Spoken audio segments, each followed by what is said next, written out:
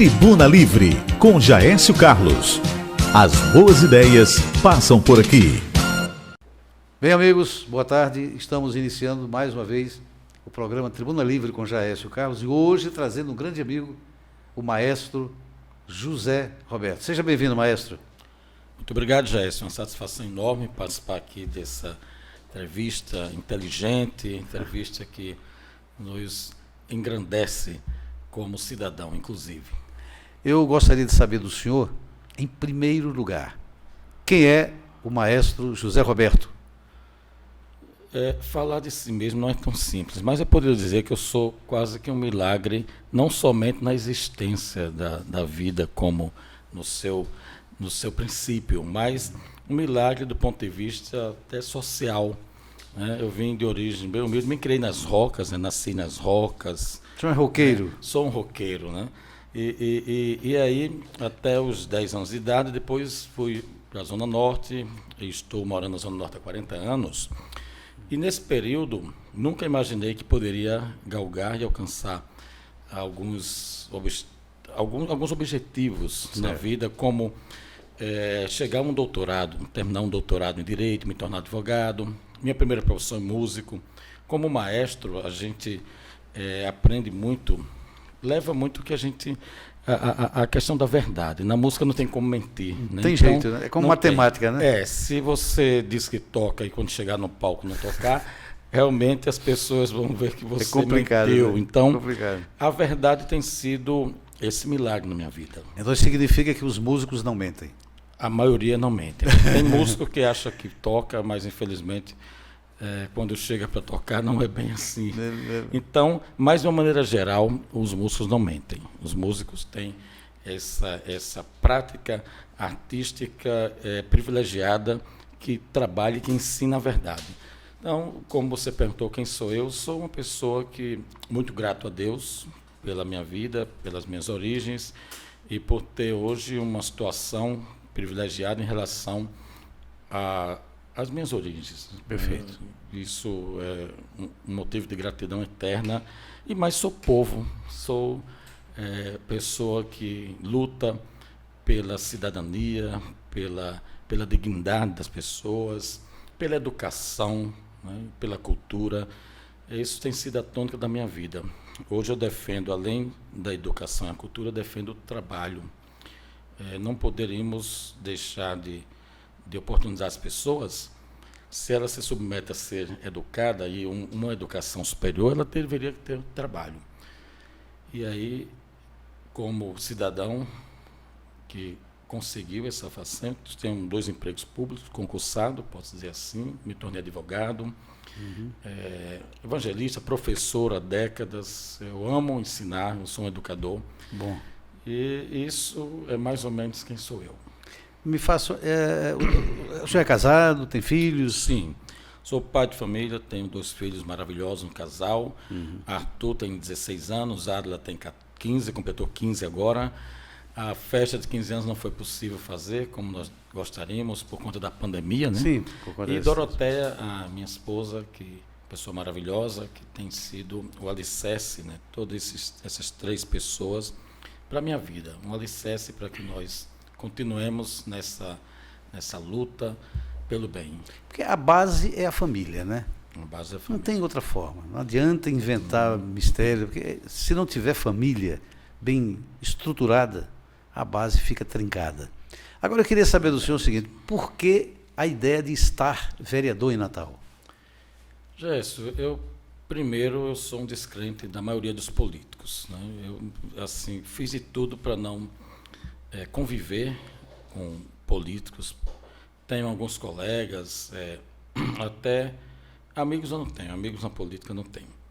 Mas essa descrença tem aumentado de uma maneira gigantesca, em especial quando eu terminei um doutorado, agora em 2018, Sim. quando eu falei sobre direito, educação e emprego. Quando eu construí essa tese, eu tive que analisar o orçamento público federal de 2014 a 2018, o orçamento estadual, municipal.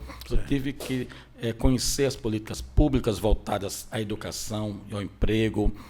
Eu precisei visitar presídios para diagnosticar minimamente as causas daquelas pessoas estarem naquela situação de clausuramento.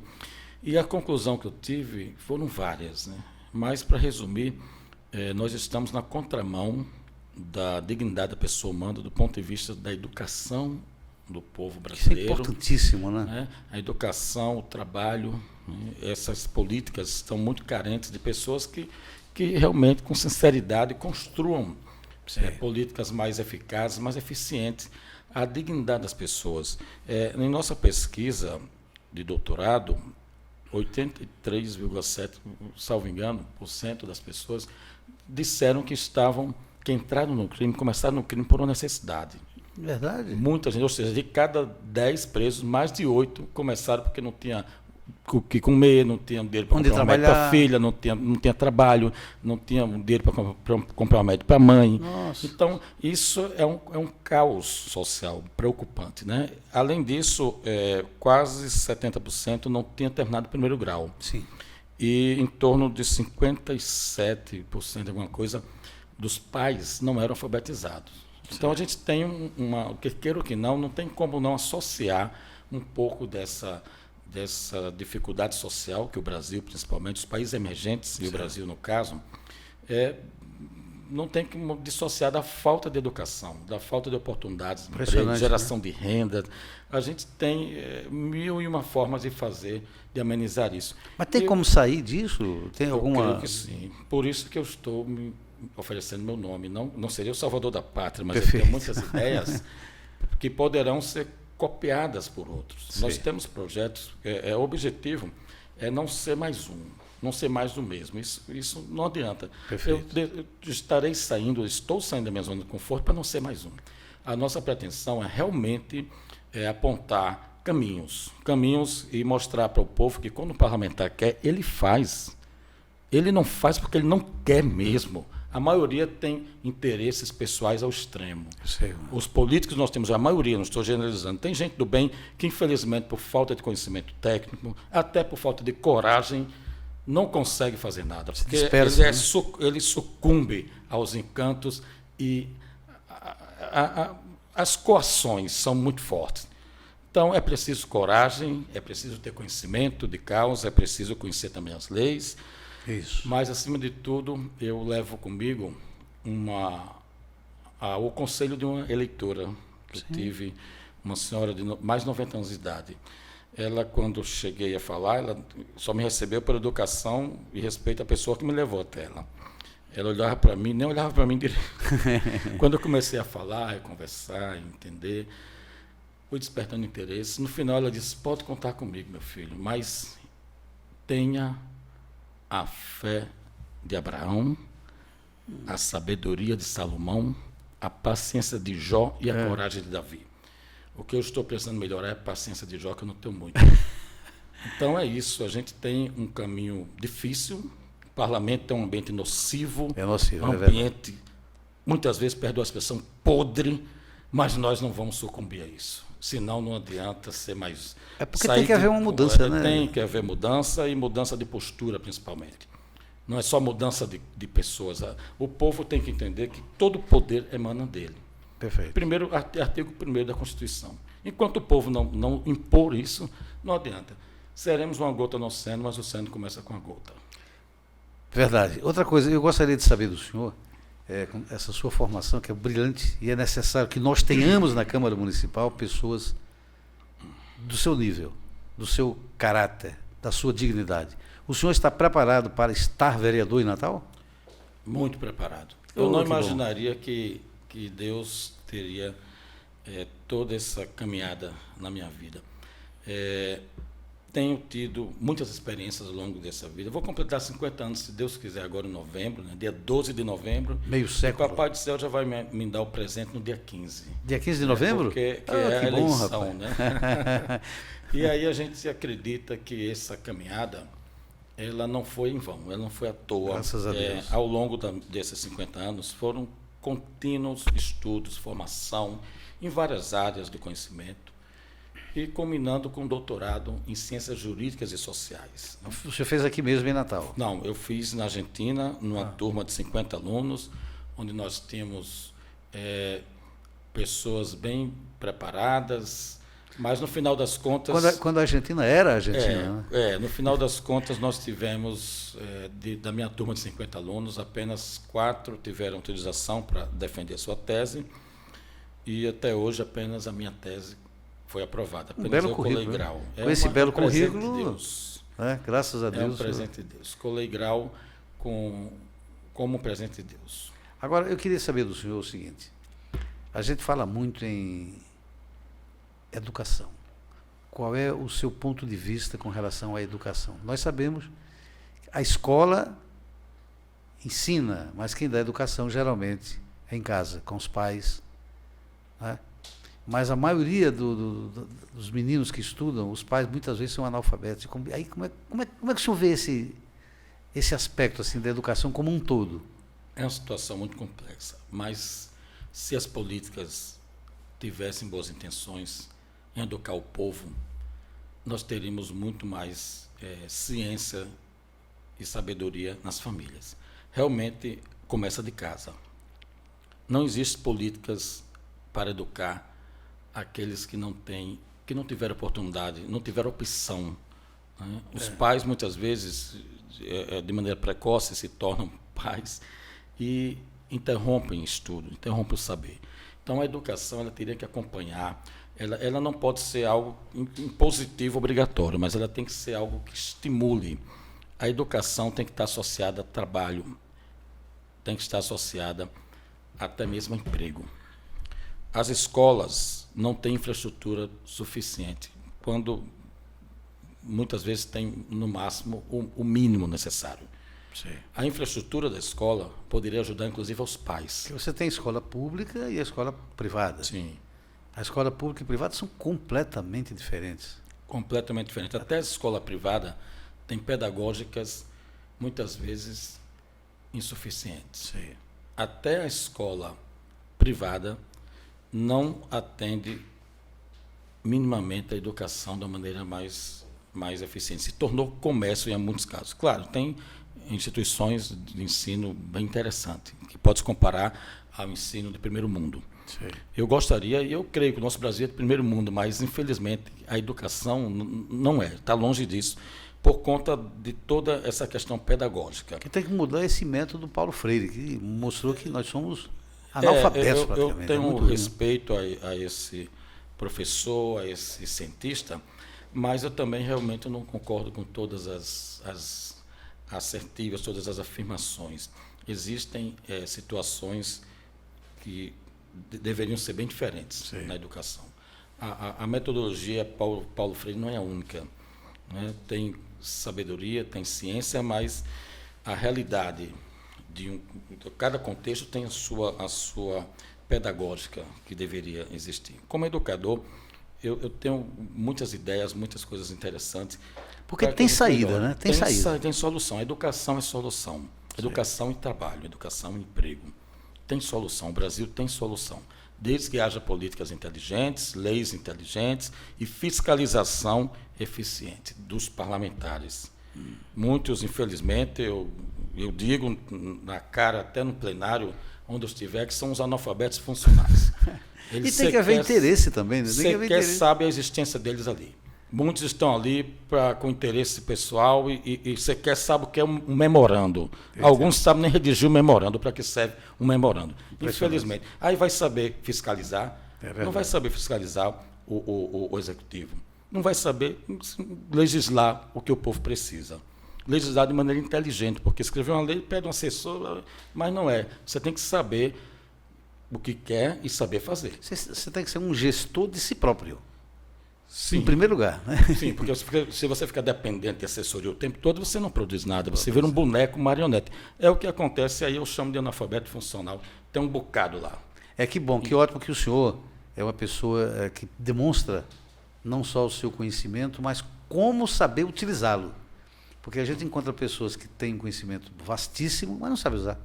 Sim. Não adianta nada. Você tem que fazer, tem que saber fazer e fazer saber. Eu quero fazer uma pequena interrupçãozinha do nosso comercial e a gente volta já. Até já. Pegasus, automação comercial para o varejo, bares, restaurantes e postos de combustível. Bem, amigos, estamos de volta. no segundo tempo aqui do Tribuna Livre com o meu amigo, maestro José Roberto, que vai falar agora sobre cultura, que é uma coisa esquecida praticamente aqui no Rio Grande do Norte e basicamente aqui em Natal. Qual é o seu conceito? O que é que o senhor acha? O que é que o senhor tem a falar sobre a cultura? Olha, eu sou até suspeito para falar um pouco de um segmento da cultura que é a música, que é algo fundamental para a formação cidadã. Como eu disse anteriormente, a música, a gente aprende a falar a verdade. A verdade. A música, ela trabalha todos os sentidos das pessoas, independente se você tem um perfil mais sinestésico, mais auditivo, mais visual, porque as pessoas têm esse canal de percepção mais aguçado, uma ou outra desse, raramente se tem os três muito bom. Certo. Alguém é mais auditivo, menos sinestésico, mais visual, menos auditivo e por aí vai. Então, a comunicação a esses perfis são carentes de uma pedagógica eficiente. Por isso que eu defendo também como formação, como maestro, a gente teve algumas milhares de horas de cursos. Isso também fui professor há muito tempo, de alunos de diversas bandas de músicas do Estado, tem muitos alunos, ex-alunos, e bandas militares também. E aí a gente aprendeu, ensinou para os colegas como maestro que as artes têm que estar agregadas, né? É tão importante a música nessa comunicação, porque a música chega a todos com o mesmo impacto, seja você sinestésico, auditivo, visual, com a música você consegue comunicar fortemente a qualquer perfil. Agora, as artes têm que vir agregadas, a cultura tem que ser agregada. Uma ópera, por exemplo, aí você tem dança, tem arte cênica, tem quadro, tem pintura, tem tudo. No meu entendimento, a cultura tem que estar agregada. A música é muito importante, claro. Eu vivencio isso há décadas. É a voz de Deus. Você sublima a sua existência, a sua espiritualidade quando você está tocando um instrumento, né? Mas é muito importante cuidar da cultura na formação cidadã. Seja ela agregada, não somente música, mas você cuidar até do cordel, leitura de cordel, despertar a escrita, né, a criatividade da rima, das ideias, né? Professor, esses cantadores de viola, rapaz, que coisa inteligentíssima aquilo ali, né? Sim. Um pessoal letrado, instruído, e são praticamente analfabetos. Você dá um mote e os caras desenrolam aquilo com uma facilidade impressionante. Incrível, é um dom, não é para todo mundo não. Não, e só tem mais praticamente o Nordeste aqui, né? É um dom. O Nordeste é muito rico dessa cultura popular, né, dos mamulengos, inclusive, né? Temos grandes artistas aqui no estado. Também Heraldo Lins, eu sou fã desse rapaz, do Heraldo, que é mamulengueiro, né? Eu tenho também o Moacir do Repente, que é um repentista maravilhoso. É uma criatividade, você dá um tema e ele desenvolve na hora. Pois é, impressionante. Isso não é fácil, isso é dom. Isso não se aprende na escola, não. Né? Não se aprende e não se ensina. Não se ensina. As artes, elas têm essa mágica, essa magia. É um dom. Nós temos que valorizar muito mais, tem que voltar às escolas, uma maneira de interagir, de despertar a integração das pessoas, inclusive, o interesse das pessoas um no outro, o interesse no conhecimento. É uma forma de qualidade de vida que nós precisamos oportunizar. Cultura é essencial à formação cidadã e também a educação. Eu tenho uma notícia importante para dar para o senhor. O meu projeto cultural, Valores da Terra, foi aprovado ano passado pela Fundação José Augusto e enquadrado na Lei Câmara Caçudo. Então, com a renúncia fiscal do ICMS, a empresa patrocinadora, ele desvia o dinheiro que iria dar para o governo para dar para o projeto. Sim. Com essa pandemia, as empresas fecharam as portas, estão reabrindo e possivelmente o nosso projeto cultural entre em vigor agora a partir de janeiro a dezembro, onde nós vamos fazer 12 revistas, uma revista por mês, 48 programas de entrevistas, e nós vamos priorizar todos esses artistas e essas pessoas ligadas à cultura que não estão na mídia, para mostrar que existe esse pessoal. Que bom, parabéns. Agora, deixa eu fazer uma pergunta para o senhor. O senhor já chegou a dirigir uma orquestra sinfônica? Sim, eu já fui. É muito difícil, né? Eu já regi algumas vezes. Tem uma complexidade social incrível. Hoje eu sou maestro assistente da Orquestra Sinfônica do Rio Grande do Norte. É uma honra que eu não sei descrever, né? Até porque o maestro titular, o maestro internacional... Deve ser uma emoção diferente. É uma emoção diferente. O maestro Linus Lerner é o nosso maestro titular, e tem também outro maestro assistente, que é um colega nosso, é o Williams. Mas eu fui maestro de banda sinfônica, da Banda Sinfônica de Natal. Sim. Eu sou maestro ainda da Orquestra Sanfônica Potiguar, que é uma orquestra de sanfonas. Eu já ouvi falar. Né? Essa orquestra toca música desde a Idade Média até os tempos atuais. Mas a complexidade de uma orquestra sinfônica é incrível. Nós temos ali a representação de toda a complexidade social. Nós temos egos diferentes, nós temos comunicações diferentes, né? Como você trata o maestro para ter uma eficiência na sonoridade, quando a pessoa escuta, aquilo é um reflexo do trabalho dele, né? Mas esse trabalho, até você conseguir realizar esse trabalho... É muito difícil. É muito complexo, porque não é só conseguir a cooperação dos músicos para tocar o que está escrito, mas é tocar o que está escrito dentro de uma contextualização, dentro de uma concepção de época, de estilos. Sim. E essa cooperação requer comunicação eficiente, porque você não deve falar no mesmo tom, na mesma linguagem, para o pessoal do naipe de percussão, por exemplo. Sim. Eles são geralmente mais sinestésicos, eles tocam baquetas, batutas, batem, né? É aquela coisa do sentir.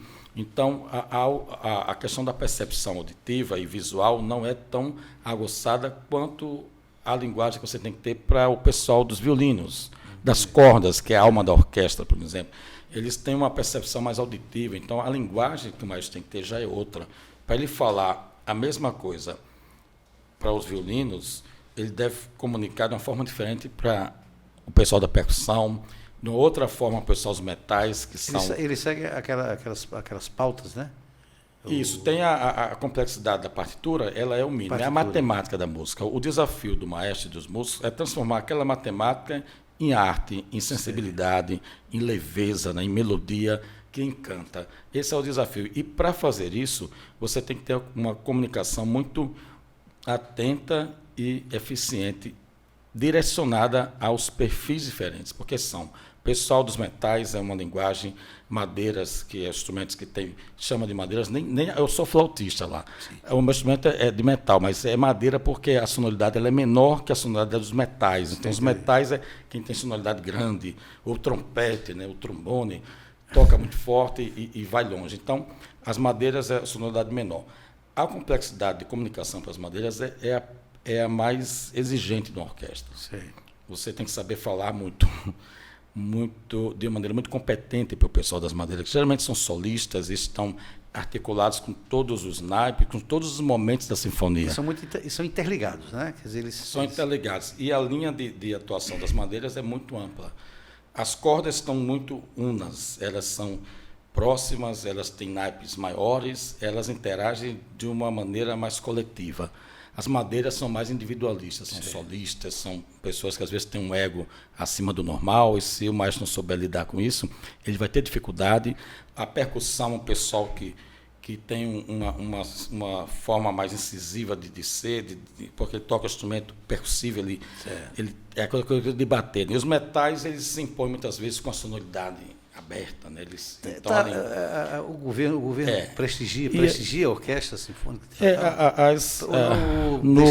No Rio Grande do Norte, nós até podemos dizer que há um apoio, porque nós temos uma orquestra bancada pelo governo do Estado, apesar de não termos concurso para preenchimento das vagas há muitos anos, precisamos de concurso. É desinteresse, né? Eu diria que é uma desatenção realmente com a questão da música erudita, que é importante para o povo. Uma orquestra também não só toca música erudita, ela pode tocar a cultura potiguar, a cultura brasileira, nordestina. Nós tocamos estilos diversos, mas a música sinfônica erudita é algo que a gente deveria manter. Então, acredito que os governos, de maneira geral, e inclusive o governo do Estado, do Rio Grande do Norte, deveria investir um pouco mais na orquestra. Nós temos uma fragilidade de números de músicos. Nós temos, para a orquestra funcionar, precisamos contratar por cachê muitos músicos ou estagiários. Mais de 20 músicos são convidados a cada concerto. Agora, nós temos, eu devo imaginar que deve ter vários músicos, por exemplo, que estão desempregados aí, que gostariam de ter uma oportunidade e eles não têm.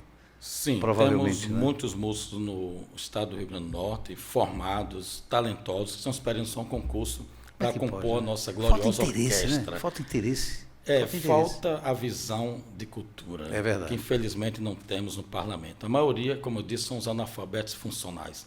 Eles não pensam em cultura, eles não pensam em educação, eles não pensam no povo, eles não pensam no que é melhor para a coletividade. Isso é o maior motivo da nossa estadia nessa caminhada. Vocês estão ouvindo, vocês estão tendo a oportunidade de conhecer um pouco mais o maestro José Roberto. Ele é candidato a vereador em Natal. Qual é o número do senhor? O senhor pode falar. Sim, nós estamos pelo número 20.000, né, o 20000. 20 mil. Estou filiado e candidato pelo Partido Social Cristão. Que bom. Parabéns. O presidente aqui é o general Coronel Azevedo, né? Isso. Temos o Coronel Azevedo, que é o deputado estadual e está isso. Candidato a prefeito de Natal também. 20 o número 20 é um número bom, um número simpático, né? Isso. Agora, eu queria que o senhor, já que a gente entrou um pouquinho agora na política, que o senhor me dissesse qual é o conceito que o senhor tem de política. Política não é profissão. Política é um sacerdócio, é uma renúncia de si mesmo para servir ao povo. O conceito de política tem que ser na dedicação exclusiva em prol do benefício coletivo, em prol das melhorias sociais e que tragam e proporcionam dignidade para as pessoas. Não se pode permitir que o parlamentar, o representante, esteja no parlamento de uma maneira diferente disso, de doação total, de transparência e de proposições E tem que gostar, né? Tem que gostar. Tem que se dedicar, tem que ter respeito pelo eleitor, em primeiro lugar. Tem que ter respeito pela pessoa humana, pelo eleitor, pelo cidadão, pela família, tem que ter respeito pelo erário público e pelo dinheiro público. Eu acho muito importante. Eu admiro políticos bem-sucedidos, como abomino aqueles que não são bem-sucedidos. Isso é natural, né? A gente faz tudo isso. Agora, eu queria que o senhor falasse um pouco dos seus projetos, das suas ideias, dos seus planejamentos. No parlamento, estando no parlamento, temos muitos projetos a nível institucional, do ponto de vista da atuação do parlamentar, que é, em tese, legislar boas leis, fiscalizar com competência o executivo nas suas obras e ter um gabinete voltado para isso. Projetos tenho em várias áreas. Na área das cooperativas, fomentando a geração de renda, temos projetos voltados para a transparência, melhorar esses portais da transparência que, por enquanto, é demagogia. Abrir, né? Abrir com sinceridade. A gente quer demonstrar, começar do próprio gabinete, dando exemplo. Temos projetos de gabinete itinerante, alguma coisa eu não vou dizer. Agora estaremos colocando, durante o período de campanha, soltando a cada semana algumas informações, mas institucionalmente falando, através desse projeto de leis, temos a intenção de levar a Câmara e os seus vereadores para mais junto do povo. Porque o vereador é a pessoa que deve estar mais próxima do povo. Exatamente. Não se pode admitir que um vereador só apareça de 4 em 4 anos. Isso é um absurdo, uma aberração do parlamento, da vereança. Tem que mudar isso, não, né? Isso não pode continuar. Então, temos projeto de leis que, inclusive, vai disciplinar a atuação do parlamentar. Eu sei que não é fácil tipificar isso, mas quem sabe fazer, faz. Faz. Tanto que o nosso slogan é fazer é poder. Fazer é poder. Fazer é poder. É o slogan da campanha. Muito bom slogan. Temos feito a vida inteira, então nós podemos. Né? E aí nós temos também um cuidado muito grande com o social. Sim. Não é a erudição maior do vereador, não é digamos, a função maior do vereador. Mas o vereador que se preza, um parlamentar que se preza, seja vereador, deputado, senador, ele cuida de povo. Ele também se importa com o povo através de ações concretas na área social. Eu tenho vários projetos que não dependerão do parlamento aprovar, eu não vou depender de vereador, nem vou depender de ajuda do prefeito. Nós vamos estar explicando isso. Uma liberdade, você vai ter uma liberdade de ação. Liberdade de ação em várias áreas sociais, trazendo benefícios a todas as classes sociais, A, B, C, D e E, desde a pessoa desempregada, a pessoa que tem um bom salário, uma boa renda. O objetivo dessas ações sociais é melhorar a qualidade de vida das pessoas. O parlamentar tem que ter esse perfil também, de cuidar de gente. Se você não fizer isso, esperar que o executivo faça, não tem funcionado. É porque se o executivo tiver aquela mania de caça às bruxas, se não for amigo dele, ele veta o projeto. Como a gente vê isso, comumente não faz. O parlamento, de maneira geral, e o executivo principalmente, tem tido esse comportamento muito mesquinho, né? Algumas vezes os prefeitos, governadores, quando são eleitos, eles colocam nas secretarias cabos eleitorais. Muitas vezes gente despreparada, que não sabe se quer fazer um projeto para receber uma verba do governo federal, e aí voltam milhões todos os anos, por conta de uma incapacidade de gestão e de inteligência técnica para segurar a verba. Então, a gente tem que mudar isso, nós precisamos mudar isso. Nós estivemos aqui com o maestro José Roberto, que terá os segundos finais para conversar com a gente do jeito que ele quiser e se despedir de nós em bom estilo. Fica à vontade. Obrigado, Jair. Foi uma honra estar no seu programa. Muito obrigado. Já deveria ter chegado aqui há muito mais tempo, mas não tem. O tempo de Deus o tempo de Deus. Né? Eu agradeço muito a todos os amigos que transitei nas últimas décadas, pessoas do bem, que me ajudaram, também aprendi muito, aos meus professores. Tenho um amor muito grande para os meus professores e pela educação. E queria deixar a consciência e a mensagem de que, para o povo, principalmente, que todo poder emana do povo. Nós precisamos ter essa consciência em nossas ações. Nós precisamos ter em nosso voto esse poder. O eleitor, por mais simples que ele seja, está mudando. A gente tem conscientizando-se. Não há como continuar da forma que está. Inclusive, muitos vereadores, muitos parlamentares insistem em comprar a dignidade do povo, né? Mas isso está mudando e nós vamos educar na medida do possível para essa consciência. Todo poder emana do povo. E que Deus nos abençoe. Meus amigos, um grande abraço pela assistência e Deus nos abençoe. Tchau. Tribuna Livre, com Jaécio Carlos. As boas ideias passam por aqui.